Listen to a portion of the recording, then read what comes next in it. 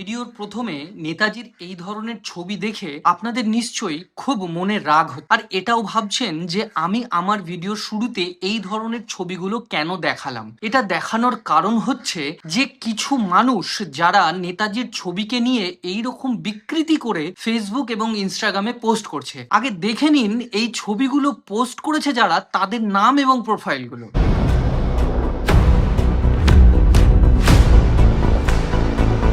দেখতে পেলেন? এবং এদেরকে মদত দিচ্ছে কে?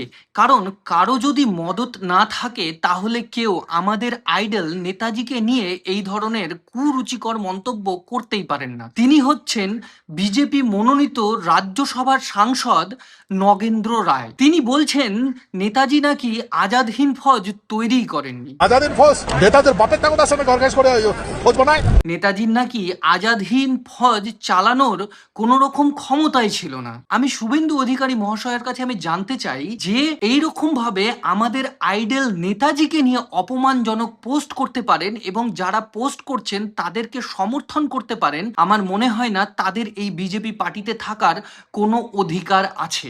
কারণ নেতাজি আমাদের শুধু আইডল নয়, নেতাজি বাংলা তথা ভারতবর্ষের স্বাধীনতা যোদ্ধা।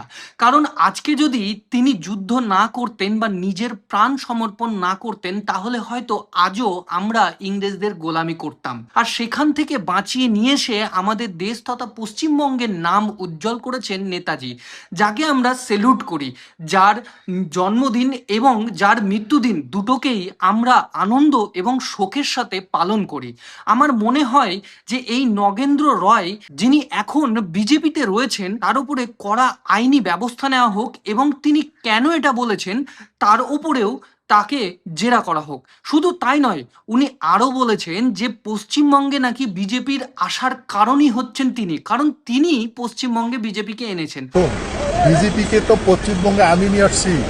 তাহলে তার কাছে আমার একটা প্রশ্ন, এই পশ্চিমবঙ্গে যারা তৃণমূলের অত্যাচারে অত্যাচারিত হয়ে বিরক্ত হয়ে তৃণমূলকে সরিয়ে বিজেপিকে এনেছে, তাহলে তিনি তাদের সবাইকেই অপমান করছেন এবং তাদের ইমোশনকে নিয়ে খেলছেন।